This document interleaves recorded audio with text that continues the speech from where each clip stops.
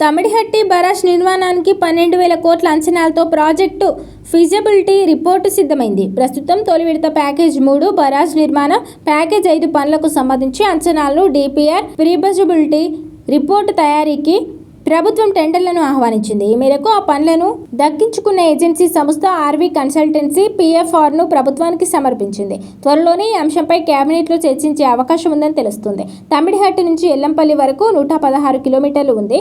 ఆ పనులు గతంలో 5 ప్యాకేజీలుగా విభజించారు. అందులో ప్యాకేజీ 3 అనేది పూర్తిగా బరాజ్ నిర్మాణం. ప్యాకేజీ 1 అంటే 0 నుంచి 15 కిలోమీటర్లు కాలువ, ప్యాకేజీ 2లో 15 నుంచి 28.5 కిలోమీటర్లు, ప్యాకేజీ 4లో 28.5 నుంచి 71.5 కిలోమీటర్లు ఉన్న మైలారం వరకు కాంక్రీట్ లైనింగ్ లేని కాలువ తవ్వకం పనులు. అత్యంత కీలకమైంది ప్యాకేజీ 5 పనులు.